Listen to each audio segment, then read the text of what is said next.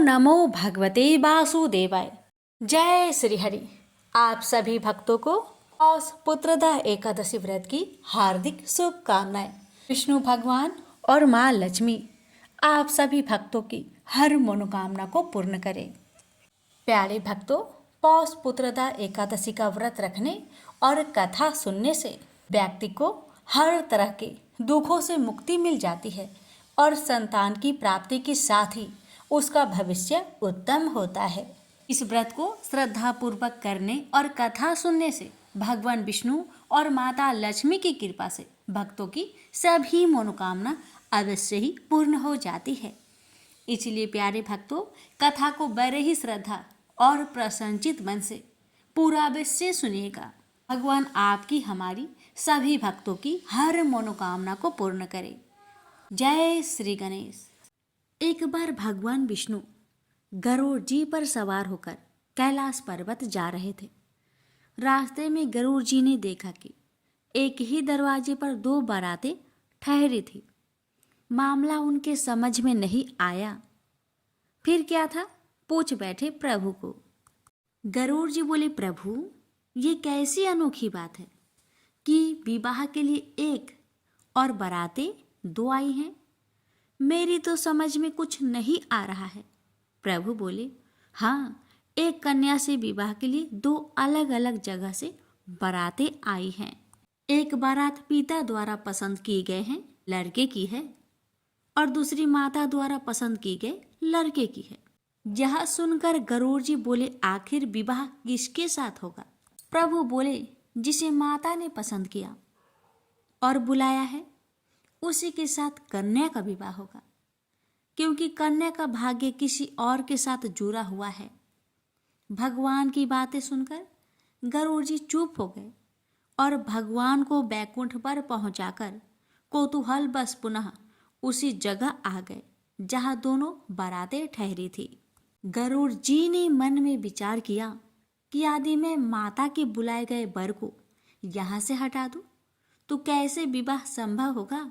फिर क्या था, उन्होंने भगवत विधान को देखने की जिज्ञासा के लिए तुरंत ही उस वर को उठाया और ले जाकर समुद्र के एक टापू पर धर दिए। ऐसा कर गरुड़ जी थोड़ी देर के लिए ठहरे भी नहीं थे कि उनके मन में अचानक विचार दौड़ा कि मैं तो इस लड़के को यहाँ उठा लाया हूँ, पर यहाँ तो खाने पीने की कोई व्यवस्था नहीं है। ऐसे में इस निर्जन टापू पर तो यह भूखा ही मर जाएगा और वहां सारी बारात मजे से 56 भोग का आनंद लेगी। यह कतई उचित नहीं है। इसका पाप अवश्य ही मुझे लगेगा। मुझे इसके लिए भी खाने का कुछ इंतजाम तो करना ही चाहिए। यदि विधि का विधान देखना है तो थोड़ा परिश्रम तो मुझे करना ही पड़ेगा। और ऐसा विचार करके वे वापस उसी स्थान पर फिर से आ गए। इधर कन्या के घर पर स्थिति यह थी कि वर के लापता हो जाने से कन्या की माता को बड़ी निराशा हो रही थी, परंतु अब भी वह अपने हठ पर अडिग थी। अतः कन्या को एक भारी टोकरी में बैठाकर ऊपर से फल फूल मेवा मिष्ठान आदि से सजाकर रख दिया, जिसमें कि भोजन सामग्री ले जाने के निमित्त वर पक्ष से लोग आए थे। माता द्वारा उसी टोकरी में कन्या को छिपाकर भेजने के पीछे उसकी ये मनसा थी कि वर पक्ष के लोग कन्या को अपने घर ले जाकर वर को खोजकर उन दोनों का ब्याह करा देंगे। माता ने अपना यह भाव किसी तरह होने वाले समधि को सूचित भी कर दिया। आप संयोग की बात देखिए, आंगन में रखी उसी टोकरी को जिसमें कन्या की माता ने विविध फल मेवा मिष्ठान से भरकर कन्या को छिपाया था, गरुड़ जी ने उसे भारा देकर उठाया और ले उड़े। उस टोकरी को ले जाकर गरुड़ जी ने उसी निर्जन टापू पर, जहां पहले से ही वर को उठा ले जाकर उन्होंने रखा था, वर के सामने रख दिया। इधर भूख के मारे व्याकुल हो रहे वर ने जैसे ही अपने सामने भोज्य सामग्रियों से भरी टोकरी को देखा तो उसने टोकरी से जैसे ही खाने के लिए फल आदि निकालना शुरू किया तो देखा कि उसमें 16 श्रृंगार की वह युवती बैठी है, जिससे कि उनका विवाह होना था। गरुड़ जी यह सब देखकर तंग रह गए। उन्हें निश्चय हो गया कि हरि इच्छा बलवान है। राम किन्हें चाहे सोई होई, करे अन्यथा आस नाही कोई। फिर तो शुभ मुहूर्त विचार कर स्वयं गरुड़ जी ने ही पुरोहिताई का कर्तव्य निभाया। वेद मंत्रों से विधि पूर्वक विवाह कार्य संपन्न कराकर वर वधू को आशीर्वाद दिया और उन्हें पुनः उनके घर पहुंचाया। तत्पश्चात प्रभु के पास आकर सारा वृत्तांत निवेदन किए और प्रभु पर अधिकार समझ झुंझलाकर बोले, प्रभु आपने अच्छी लीला की, सारे विवाह के कार्य हमसे करवा दिए। भगवान गरुड़ जी की बातों को सुनकर मंद मंद मुस्कुरा रहे थे। प्रेम से बोलिए जय श्री हरि। धर्मराज युधिष्ठिर कहने लगे कि हे भगवान, आपने पौष कृष्ण पक्ष एकादशी अर्थात सफला एकादशी का महात्म्य बताकर बड़ी कृपा की है। अब आप कृपा करके मुझे पौष माह के शुक्ल पक्ष की एकादशी के विषय में भी बतलाइए। इस एकादशी का क्या नाम है तथा इसके व्रत का क्या विधान है, इसकी विधि क्या है, इसका व्रत करने से किस फल की प्राप्ति होती है और उसमें कौन से देवता का पूजन किया जाता है। कृपया यह सब विधान पूर्वक कहिए। भगवान श्री कृष्ण बोले, पौष माह के शुक्ल पक्ष में आने वाली इस एकादशी को पौष पुत्रदा एकादशी कहा जाता है। इसमें भी नारायण भगवान की पूजा की जाती है। विधि पूर्वक इस व्रत को करना चाहिए। इस चर और अचर संसार में पुत्रदा एकादशी के व्रत के समान दूसरा कोई व्रत नहीं है। इसके पुण्य से मनुष्य तपस्वी, विद्वान और लक्ष्मीवान होता है। इसकी मैं एक कथा कहता हूँ, सो तुम ध्यान पूर्वक सुनो। भद्रावती नामक नगर में सुकेतुमान नाम का एक राजा राज्य करता था। उसके कोई पुत्र नहीं था। उसकी स्त्री का नाम सभ्या था। वह निपुत्री होने के कारण सदैव चिंतित रहा करती थी। राजा के पितर भी रो रो कर पिंड लिया करते थे और सोचा करते थे कि इसके बाद हमको कौन पिंड देगा।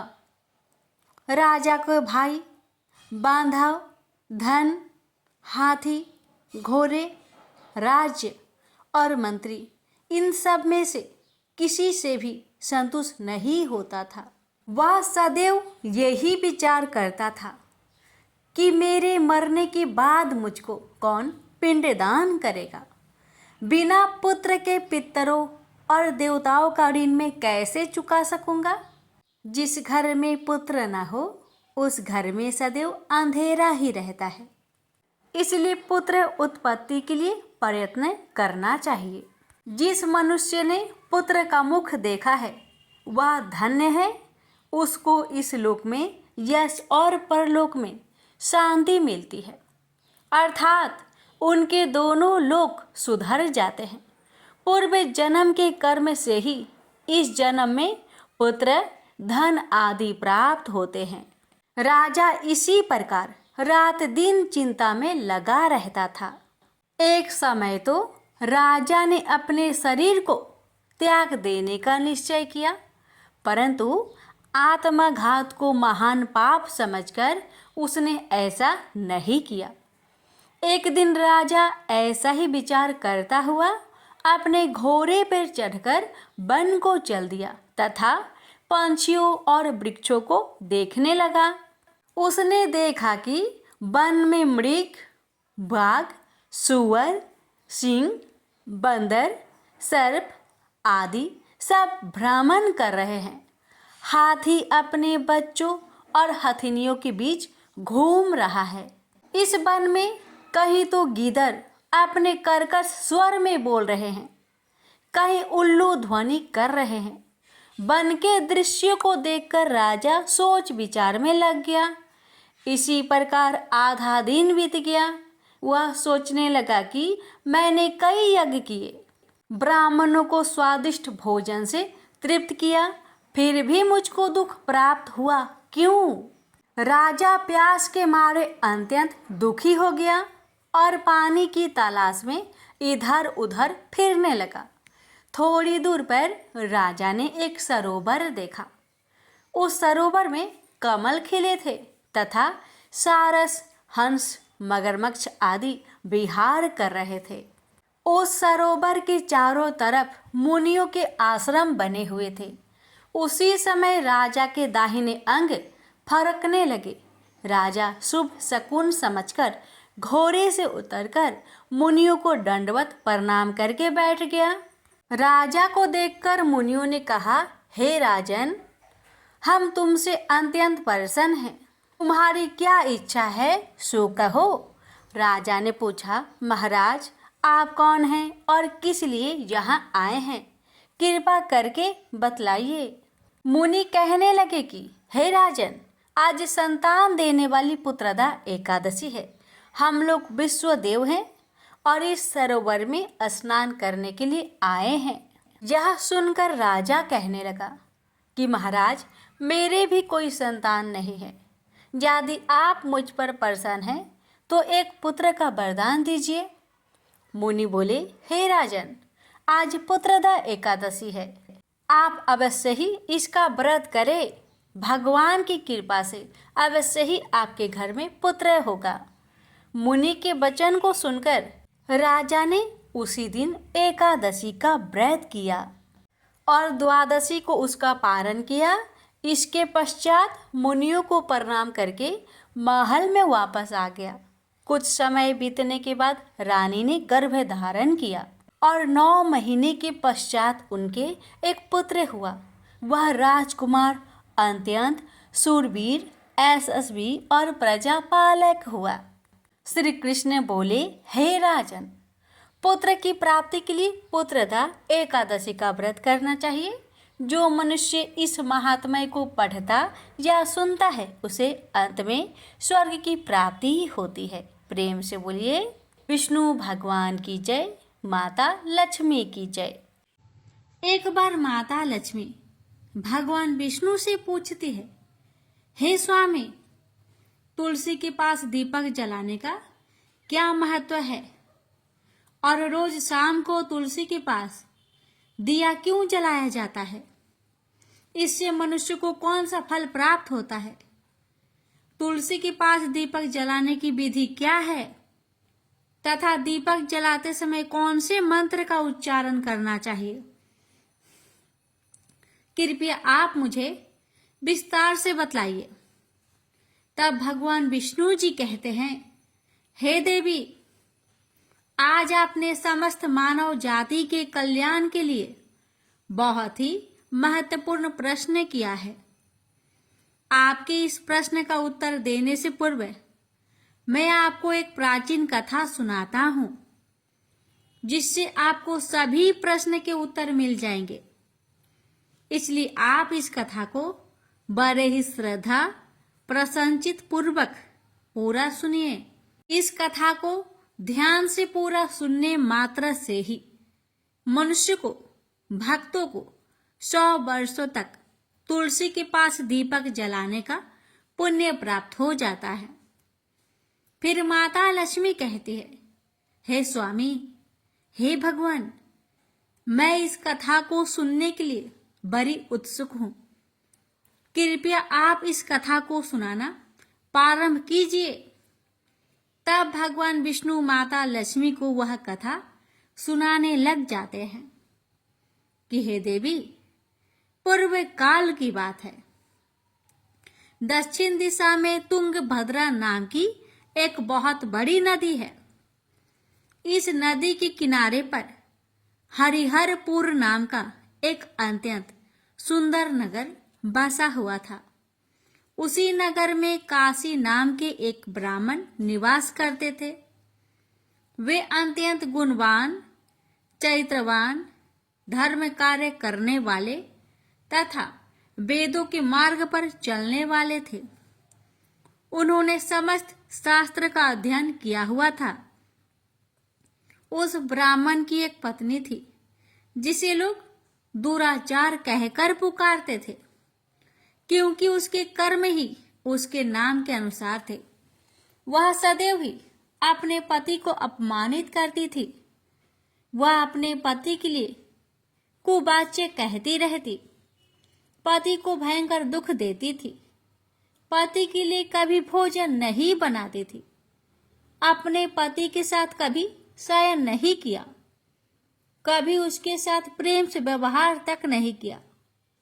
पति के मित्र, परिवार के लोग घर पर आते तो वह स्त्री उनको अपमानित करके घर से भगा देती थी और स्वयं काम भाव से उन्मत्त होकर निरंतर अन्य वैभव चारिणी स्त्रियों के साथ घूमा करती थी। उसका मन पति को छोड़कर पराये पुरुष में लगा रहता था।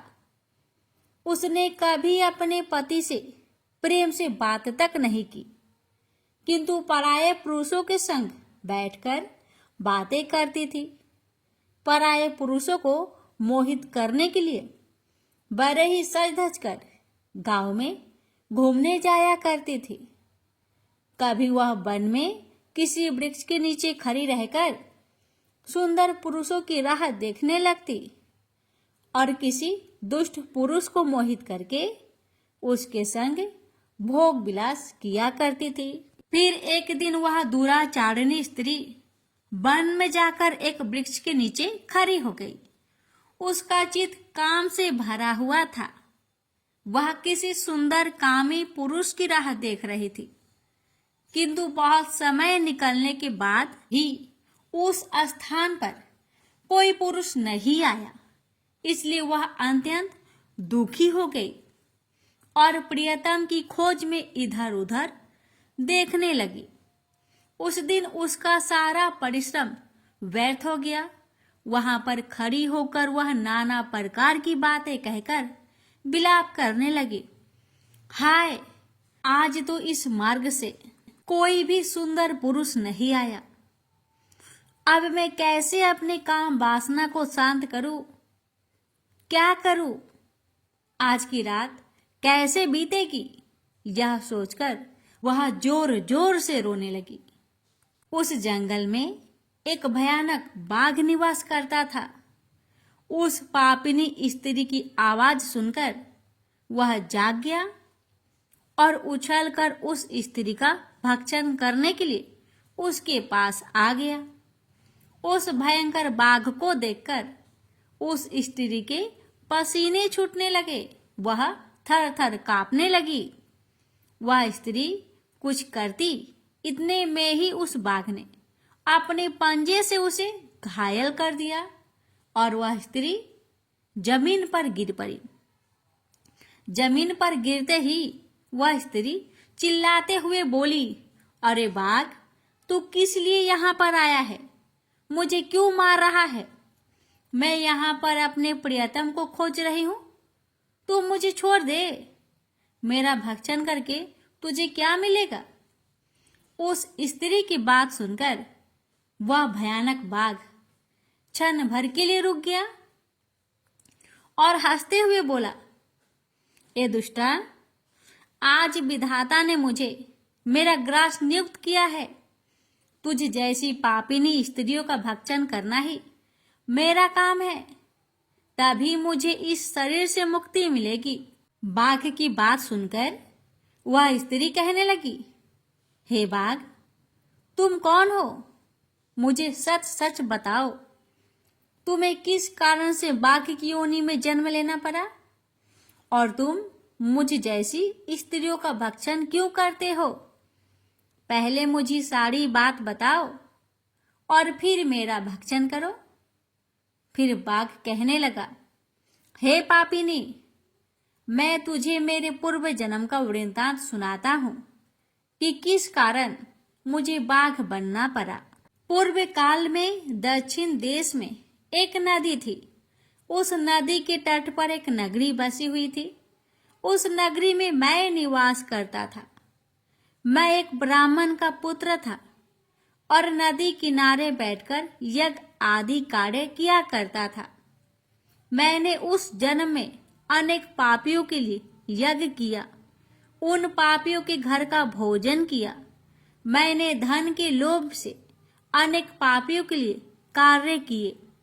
जिन वस्तुओं का दान ब्राह्मण को नहीं लेना चाहिए, उन वस्तुओं का दान मैंने ग्रहण किया और दूसरों से धन लेता था, लेकिन कभी वापस नहीं करता था। इस प्रकार से पाप करते हुए मुझे बहुत साल बीत गए और मैं बूढ़ा हो गया। मेरे बाल दाढ़ी सब सफेद हो गए, आंखें सूज गई, मुंह के सारे दांत गिर गए, लेकिन फिर भी मेरी दान लेने की आदत नहीं छूटी और मैं पाप करता गया। फिर एक दिन मैं धन के लोभ से नदी किनारे गया और अन्य धूर्त ब्राह्मणों के साथ मिलकर हमने लोगों को ठगा।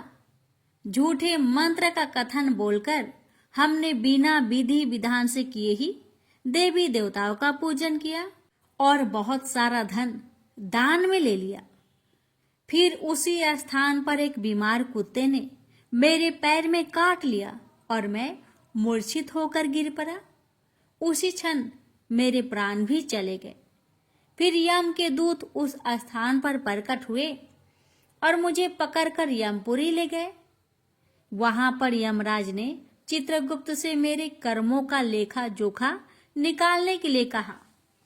फिर चित्रगुप्त कहने लगे, हे धर्मराज, इस ब्राह्मण ने घोर पाप किए हैं। इसने दूसरे से झूठ कहकर धन लूटा है, विधि विधान से पूजा ना करके झूठ मंत्र बोलकर भगवान का अपमान किया है।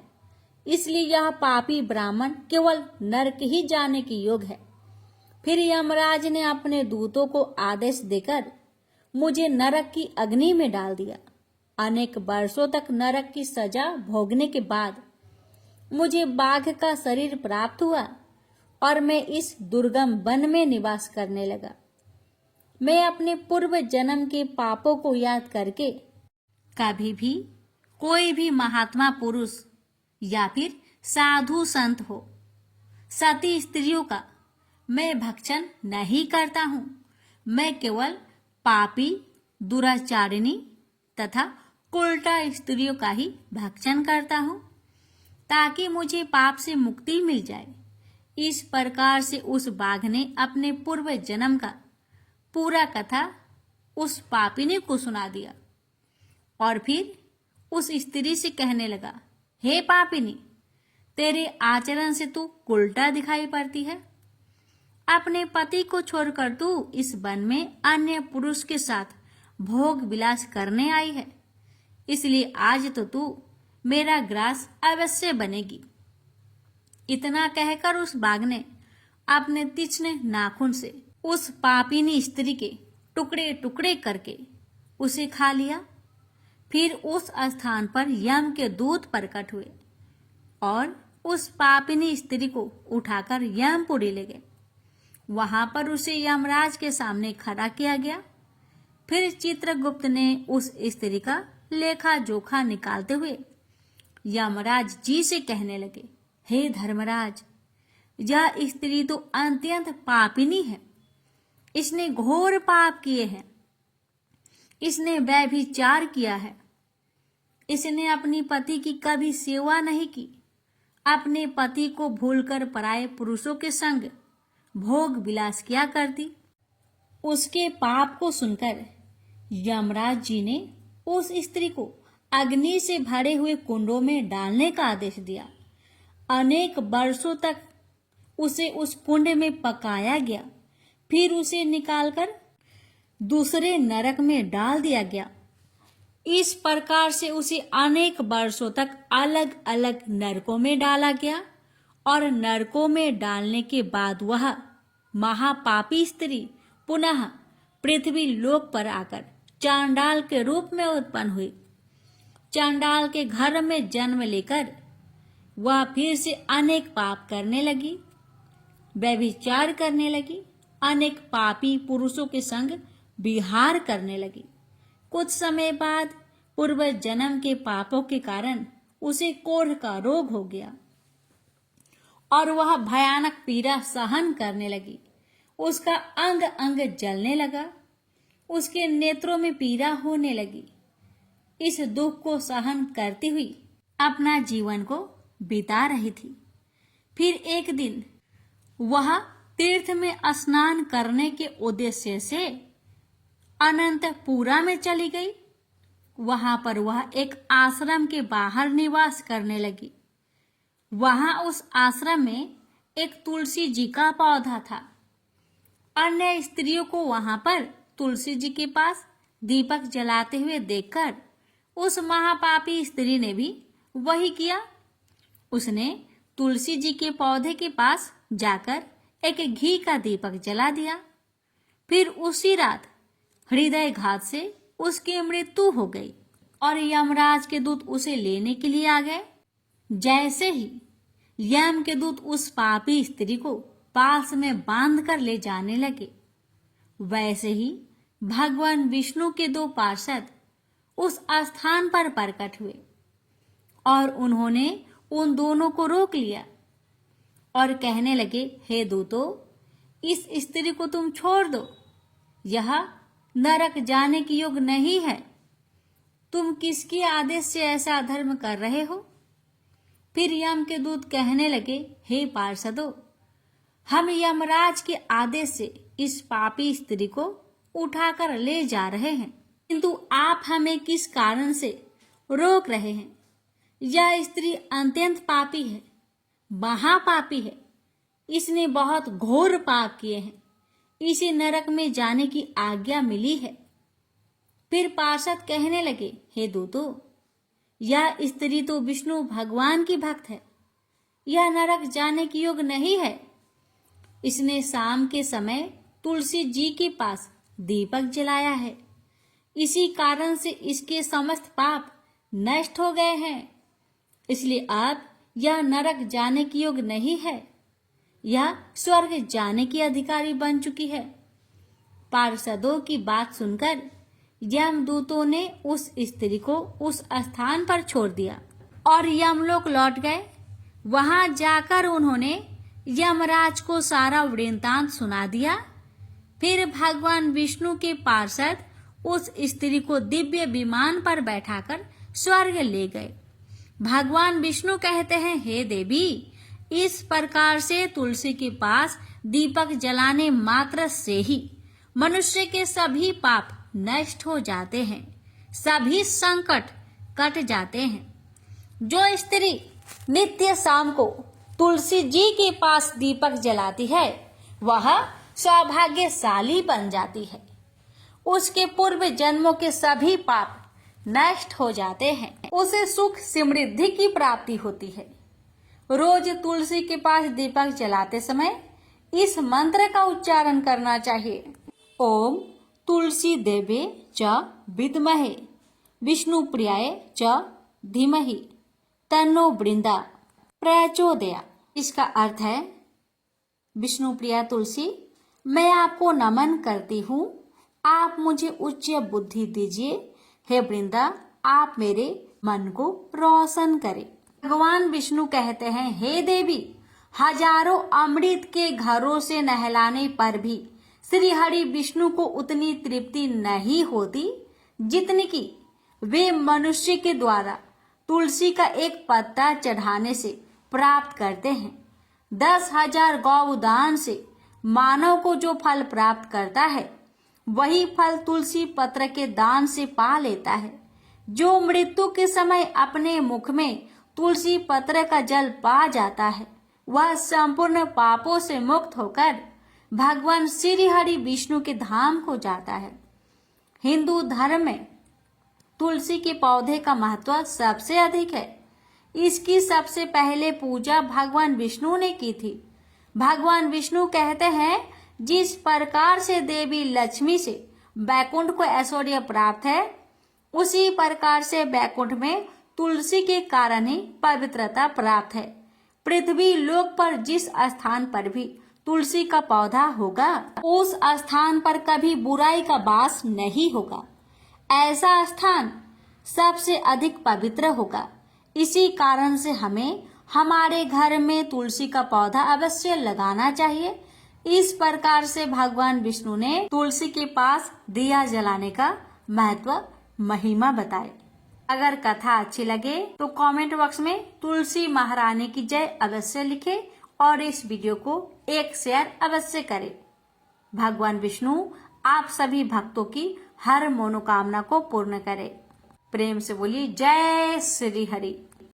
एक समय की बात है, नैमिषारण्य तीर्थ में सौनकादि 88,000 ऋषियों ने श्री सूत जी से पूछा, हे प्रभु, इस कलयुग में वेद विद्या रहित मनुष्य को प्रभु भक्ति किस प्रकार मिल सकती है तथा उनका उद्धार कैसे होगा? हे मुनि श्रेष्ठ, कोई ऐसा तप बताइए जिससे थोड़े समय में ही पुण्य मिले और मनोवांछित फल भी मिल जाए। इस प्रकार की कथा सुनने की हम इच्छा रखते हैं। सर्व शास्त्रों के ज्ञाता सूत जी बोले, हे वैष्णवों, मैं पूज्य आप सभी ने प्राणियों के हित की बात पूछी है, इसलिए मैं एक श्रेष्ठ व्रत को आप लोगों को बतलाऊंगा, जिसे नारद जी ने लक्ष्मी नारायण जी से पूछा था और लक्ष्मीपति ने मुनि श्रेष्ठ नारद जी से कहा था। आप सब इसे ध्यान से सुनिए। एक समय की बात है, योगीराज नारद जी दूसरों के हित की इच्छा लिए अनेकों लोकों में घूमते हुए मृत्यु लोक में आ पहुंचे। यहाँ उन्होंने अनेक योनियों में जन्मे प्राय सभी मनुष्यों को अपने कर्मों द्वारा अनेकों दुख से पीड़ित देखा। उनका दुख देख नारद जी सोचने लगे कि कैसा यत्न किया जाए, इसके करने से निश्चित रूप से मानव के दुखों का अंत हो जाए। इसी विचार पर मनन करते हुए वह विष्णु लोक में गए। वह देवों के इस भगवान नारायण की स्तुति करने लगे, जिनके हाथों में शंख, चक्र, गदा और पद्म थे, गले में वरमाला पहने हुए थे। स्तुति करते हुए नारद जी बोले, हे भगवान, आप अत्यंत शक्ति से संपन्न हैं। मन तथा वाणी भी आपको नहीं पा सकती है। आपका यदि मध्य तथा अंत नहीं है, निर्गुण स्वरूप सृष्टि के कारण भक्तों के दुख को दूर करने वाले आपको मेरा नमस्कार है। नारद जी की स्तुति सुन विष्णु भगवान बोले, हे मुनि श्रेष्ठ, आपके मन में क्या बात है? आप किस काम के लिए पधारे हैं, उसे निसंकोच कहो। इस पर नारद मुनि बोले कि मृत्यु लोक में अनेक योनियों में जन्मे मनुष्य अपने कर्मों के द्वारा अनेकों दुख से दुखी हो रहे हैं। हे नाथ, आप मुझ पर दया रखते हैं तो बताइए कि वो मनुष्य थोड़े प्रयास से ही अपने दुखों से कैसे छुटकारा पा सकते हैं। श्री हरि बोले, हे नारद, मनुष्य की भलाई के लिए तुमने बहुत ही अच्छी बात पूछी है, जिसके करने से मनुष्य मोह से छूट जाता है। वह बात मैं कहता हूँ, उसे सुनो। स्वर्ग लोक व मृत्यु लोक दोनों में एक दुर्लभ उत्तम व्रत है जो पुण्य देने वाला है। आज प्रेम वश होकर मैं उसे तुमसे कहता हूँ।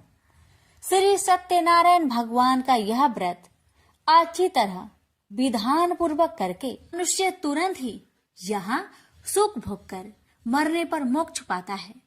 श्री हरि के वचन सुन नारद जी बोले कि उस व्रत का फल क्या है और उसका विधान क्या है। यह व्रत किसने किया था, इस व्रत को किस दिन करना चाहिए, सभी कुछ विस्तार से बताए।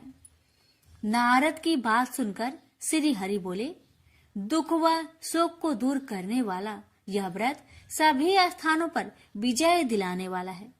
मानव को भक्ति व श्रद्धा के साथ शाम को श्री सत्यनारायण की पूजा धर्म में परायण होकर ब्राह्मणों व बंधुओं के साथ करनी चाहिए। भक्ति भाव से ही नैवेद्य केले का फल, घी, दूध और गेहूं का आटा सवाया ले। गेहूं के स्थान पर साठी का आटा, शक्कर तथा गुड़ लेकर वह सभी भक्षण योग्य पदार्थों को मिलाकर भगवान का भोग लगाए, ब्राह्मणों सहित बंधु बांधवों को भी भोजन कराए। उसके बाद स्वयं भोजन करे और भजन कीर्तन के साथ भगवान की भक्ति में लीन हो जाए। इस तरह से सत्यनारायण भगवान का यह व्रत करने पर मनुष्य की सारी इच्छाएं निश्चित रूप से ही पूरी होती है। इस कली काल अर्थात कलयुग में मृत्यु लोक में मोक्ष का यही एक सरल उपाय है। इति श्री सत्यनारायण व्रत कथा प्रथम अध्याय संपूर्ण। श्रीमन नारायणे नारायणे नारायण, भज मन नारायणे नारायणे नारायण। श्री सत्यनारायण भगवान की जय। सूत जी बोले, हे ऋषियों, जिसने पहले समय में इस व्रत को किया था उसका इतिहास कहता हूँ, ध्यान से सुनो। सुंदर काशीपुरी नगरी में एक अत्यंत निर्धन ब्राह्मण रहता था। भूख प्यास से परेशान वह धरती पर घूमता रहता था। ब्राह्मणों से प्रेम करने वाले भगवान ने एक दिन ब्राह्मण का भेष धारण कर उसके पास जाकर पूछा, हे ब्रीप, नित्य दुखी होकर तुम पृथ्वी पर क्यों घूमते हो? दीन ब्राह्मण बोला, मैं निर्धन ब्राह्मण हूँ, भिक्षा के लिए धरती पर घूमता हूँ। हे भगवान, यदि आप इसका कोई उपाय जानते हो तो बताइए। वृद्ध ब्राह्मण कहता है कि सत्यनारायण भगवान मनोवांछित फल देने वाले हैं, इसलिए तुम उनका पूजन करो। इसे करने से मनुष्य सभी दुखों से मुक्त हो जाता है। वृद्ध ब्राह्मण बनकर आए सत्यनारायण भगवान उस निर्धन ब्राह्मण को व्रत का सारा विधान बताकर अंतर्ध्यान हो गए। मन ही मन सोचने लगा कि जिस व्रत को वृद्ध ब्राह्मण करने को कह गया है मैं उसे जरूर करूंगा। यह निश्चय करने के बाद उसे रात में नींद नहीं आई। वह सवेरे उठकर सत्यनारायण भगवान के व्रत का निश्चय कर भिक्षा के लिए चला गया। उस दिन निर्धन ब्राह्मण को भिक्षा में बहुत धन मिला, जिससे उसने बंधु बांधवों के साथ मिलकर श्री सत्यनारायण भगवान का व्रत संपन्न किया। भगवान सत्यनारायण का व्रत संपन्न करने के बाद वह निर्धन ब्राह्मण सभी दुखों से छूट गया और अनेक प्रकार की संपत्तियों से युक्त हो गया। उसी समय से यह ब्राह्मण हर माह इस व्रत को करने लगा। इस तरह से सत्यनारायण भगवान के व्रत को जो भी मनुष्य करेगा वह सभी प्रकार के पापों से छूटकर मोक्ष को प्राप्त होगा। जो मनुष्य इस व्रत को करेगा वह भी सभी दुखों से मुक्त हो जाएगा। सूत जी बोले कि इस तरह से नारद जी से नारायण जी का कहा हुआ श्री सत्यनारायण व्रत को मैंने तुमसे कहा। हे ब्रीपो, मैं अब और क्या कहूँ? ऋषि बोले, हे मुनिवर, संसार में उस ब्रीप से सुनकर और किस किस ने इस व्रत को किया, हम सब इस बात को सुनना चाहते हैं। इसके लिए हमारे मन में श्रद्धा का भाव है। सूत जी बोले, हे मुनियों, जिसने इस व्रत को किया है वह सब सुनो।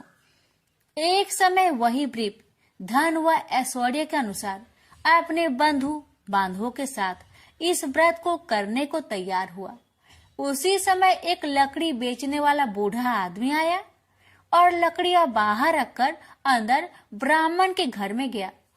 प्यास से दुखी वह लकड़हारा उनको व्रत करते देख ब्रीप को नमस्कार कर पूछने लगा कि आप यह क्या कर रहे हैं तथा इसे करने से क्या फल मिलेगा, कृपया मुझे भी बताइए। ब्राह्मण ने कहा कि सब मनोकामनाओं को पूरा करने वाला यह सत्यनारायण भगवान का व्रत है। इनकी कृपा से ही मेरे घर में धन्य धान्य आदि की वृद्धि हुई है। ब्रीप से सत्यनारायण व्रत के कथा के बारे में जानकर लकड़हारा बहुत प्रसन्न हुआ।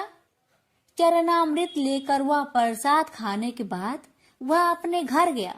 लकड़हारे ने अपने मन में संकल्प किया कि आज लकड़ी बेचने से जो धन मिलेगा उसी से श्री सत्यनारायण भगवान का उत्तम व्रत करूंगा। मन में इस विचार को ले बूढ़ा आदमी सिर पर लकड़ियां रख उस नगर में बेचने गया जहां धनी लोग ज्यादा रहते थे। उस नगर में उसे अपनी लकड़ियों का दाम पहले से 4 गुना अधिक मिलता है। बूढ़ा प्रसन्नता के साथ दाम लेकर केले, शक्कर, घी, दूध, दही और गेहूं का आटा ले और सत्यनारायण भगवान की व्रत की अन्य सामग्रियां लेकर अपने घर गया। वहां उसने अपने बंधु बांधवों को बुलाकर विधि विधान से सत्यनारायण भगवान का पूजन और व्रत किया। इस व्रत के प्रभाव से वह बूढ़ा लकड़हारा धन पुत्र आदि से युक्त होकर संसार के समस्त सुख भोग अंत काल में बैकुंठ धाम को चला गया। इति श्री सत्यनारायण व्रत कथा 2 अध्याय संपूर्ण। श्रीमन नारायण नारायण नारायण भज मन नारायण नारायण नारायण। श्री सत्यनारायण भगवान की जय। सूत जी बोले, हे श्रेष्ठ मुनियों, अब आगे की कथा कहता हूँ। पहले समय में उल्का मुख नाम का एक बुद्धिमान राजा था। वह सत्य वक्ता और जितेंद्रिय था। प्रतिदिन देव स्थानों पर जाता और निर्धनों को धन देकर उनके कष्ट दूर करता था। उसकी पत्नी कमल के समान मुख वाली तथा सती साध्वी थी। भद्रशिला नदी के तट पर उन दोनों ने श्री सत्यनारायण भगवान का व्रत किया। उसी समय साधु नाम का एक वैश्य आया। उसके पास व्यापार करने के लिए बहुत सा धन भी था। राजा को व्रत करते देखकर वह विनय के साथ पूछने लगा, हे राजन, भक्ति भाव से पूर्ण होकर आप यह क्या कर रहे हैं? मैं सुनने की इच्छा रखता हूँ, तो आप मुझे बताए। राजा बोले, हे साधु, अपने बंधु बांधवों के साथ पुत्र आदि की प्राप्ति के लिए एक महाशक्तिमान श्री सत्यनारायण भगवान का व्रत व पूजन कर रहा हूँ। राजा के वचन सुन साधु आदर से बोला, हे राजन, मुझे इस व्रत का सारा विधान कहिए। आपके कथा अनुसार मैं भी इस व्रत को करूँगा। मेरी भी संतान नहीं है और इस व्रत को करने से निश्चित रूप से मुझे संतान की प्राप्ति होगी। राजा से व्रत का सारा विधान सुनकर व्यापार से निवृत्त हो वह अपने घर गया। साधु वैश्य ने अपनी पत्नी को संतान देने वाले इस व्रत का वर्णन कह सुनाया और कहा कि जब मेरी संतान होगी तब मैं इस व्रत को करूंगा। साधु ने इस तरह के वचन अपनी पत्नी लीलावती से कहे। एक दिन लीलावती पति के साथ आनंदित हो सांसारिक धर्म में प्रवृत्त होकर सत्यनारायण भगवान की कृपा से गर्भवती हो गई। 10वें महीने में उसके गर्भ से एक सुंदर कन्या ने जन्म लिया। दिनों दिन वह ऐसे बढ़ने लगी जैसे कि शुक्ला पक्ष का चंद्रमा बढ़ता है। माता पिता ने अपनी कन्या का नाम कलावती रखा। एक दिन लीलावती ने मीठे शब्दों में अपने पति को याद दिलाया कि आपने सत्यनारायण भगवान के जिस व्रत को करने का संकल्प किया था उसे करने का समय आ गया है। आप इस व्रत को करिए। साधु बोला कि हे प्रिय, इस व्रत को मैं उसके विवाह पर करूंगा। इस प्रकार अपनी पत्नी को अवशासन देकर वह नगर को चला गया। कलावती पिता के घर में रह वृद्धि को प्राप्त हो गई। साधु ने एक बार नगर में अपनी कन्या को सखियों के साथ देखा तो तुरंत ही दूत को बुलवाया और कहा कि मेरी कन्या की योग वर देखकर आओ। साधु की बात सुनकर दूत कंचन नगर में पहुंचा और वहां देखभाल कर लड़की के सुयोग बनिक पुत्र को ले आया। सुयोग लड़के को देख साधु ने बंधु बांधवों को बुलाकर अपनी पुत्री का विवाह कर दिया। लेकिन दुर्भाग्य की बात ये कि साधु ने अभी भी श्री सत्यनारायण भगवान का व्रत नहीं किया। इस पर श्री भगवान क्रोधित हो गए और श्राप दिया कि साधु को अत्यधिक दुख मिले। अपने कार्य में कुशल साधु बनिया जमाई को लेकर समुद्र के पास स्थित होकर रत्नासारपुर नगर में गया। वहां जाकर दामाद ससुर दोनों मिलकर चंद्रकेतु राजा के नगर में व्यापार करने लगे। एक दिन भगवान सत्यनारायण की माया से एक चोर राजा का धन चुराकर भाग रहा था।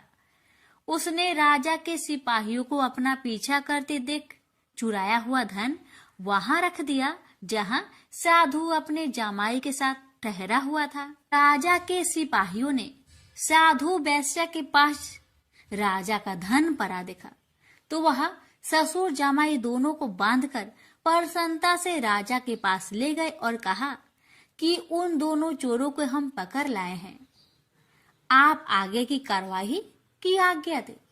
राजा की आज्ञा से उन दोनों को कठिन कारावास में डाल दिया गया और उनका सारा धन भी उनसे छीन लिया गया। श्री सत्यनारायण भगवान के शराप से साधु की पत्नी भी बहुत दुखी हुई। घर में जो धन रखा था उसे चोर चुरा ले गए। शारीरिक तथा मानसिक पीड़ा व भूख प्यास से अति दुखी हो अन्न की चिंता में कालावती के ब्राह्मण के घर गई। वहां उसने श्री सत्यनारायण भगवान का व्रत होते देखा, फिर कथा भी सुनी। वह प्रसाद ग्रहण कर वह रात को घर वापस आई। माता ने कलावती से पूछा कि हे पुत्री, अब तक तुम कहाँ थी, तेरे मन में क्या है? कलावती ने अपने माता से कहा, हे माता, मैंने एक ब्राह्मण के घर में श्री सत्यनारायण भगवान का व्रत देखा है। कन्या के वचन सुन लीलावती भगवान की पूजन की तैयारी करने लगी। लीलावती ने परिवार व बंधुओं सहित सत्यनारायण भगवान का पूजन किया और उनसे वर मांगा कि मेरे पति तथा जमाई शीघ्र घर आ जाए। साथ ही यह भी प्रार्थना की कि हम सबका अपराध क्षमा करे। श्री सत्यनारायण भगवान इस व्रत से संतुष्ट हो गए और राजा चंद्रकेतु को सपने में दर्शन दे कहा कि हे राजन, तुम उन दोनों वेश्या को छोड़ दो और तुमने उनका जो धन लिया है उसे वापस कर दो। अगर ऐसा नहीं किया तो मैं तुम्हारा धन, राज्य व संतान सभी को नष्ट कर दूंगा। राजा को यह सब कहकर वह अंतर्ध्यान हो गए। अतः काल सभा में राजा ने अपना सपना सुनाया। फिर बोले कि बानिक पुत्र को कैद से मुक्त कर सभा में लाओ। दोनों ने आते ही राजा को प्रणाम किया। राजा मीठी बानी से बोला, हे महानुभावो, भाग्यवश ऐसा कठिन दुख तुम्हें प्राप्त हुआ है, लेकिन अब तुम्हें कोई भय नहीं है। ऐसा कह राजा ने उन दोनों को नए वस्त्र भूषण भी पहनाए और जितना धन उनका लिया था उससे 2 गुना धन वापस कर दिया। दोनों वेश्या अपने घर को चल दिए। श्री सत्यनारायण व्रत कथा का 3रा अध्याय संपूर्ण। श्रीमन नारायण नारायण नारायण, भज मन नारायण नारायण नारायण। श्री सत्यनारायण भगवान की जय। सूत जी बोली, वैश्या ने मंगलाचार कर अपनी यात्रा आरंभ की और अपने नगर की ओर चल दिया। उसके थोड़ी दूर जाने पर एक दंड भेषधारी श्री सत्यनारायण ने उनसे पूछा, हे साधु, तेरी नाव में क्या है? अभिमानी बानिक हंसता हुआ बोला, हे दंडी, आप क्यों पूछते हो? क्या धन लेने की इच्छा है? मेरी नाव में तो बेल व पत्ते भरे हुए हैं। वैश्या के कठोर वचन सुन भगवान बोले, तुम्हारा वचन सत्य हो। दंडी ऐसे वचन कहे वहां से दूर चले गए। कुछ दूर जाकर समुद्र के किनारे बैठ गए। दंडी के जाने के बाद साधु वैश्या ने नित्य क्रिया के पश्चात नाव को ऊंची उठते देखकर अचंभा माना और नाव में बेल पत्ते आदि देख वह मूर्छित हो जमीन पर गिर पड़ा। मूर्छा खोलने पर वह अत्यंत शोक में डूब गया। तब उसका दामाद बोला कि आप शोक न मनाए, यह दंडी का श्राप है, इसलिए हमें उनकी शरण में जाना चाहिए, तभी हमारी मनोकामना पूरी होगी। दामाद की बात सुनकर वह दंडी के पास पहुंचा और अत्यंत भक्ति भाव नमस्कार करके बोला, मैंने आपसे जो असत्य वचन कहे थे उनके लिए मुझे क्षमा दे। ऐसा कहकर महान शोकातुर हो रोने लगा। दंडी भगवान बोले, हे बानिक पुत्र, मेरी आज्ञा से बार बार तुम्हें दुख प्राप्त हुआ है, तू मेरी पूजा से विमुख हुआ।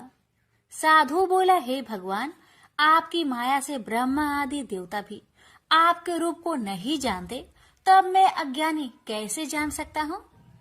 आप प्रसन्न होइए, अब मैं सामर्थ्य के अनुसार आपकी पूजा करूंगा।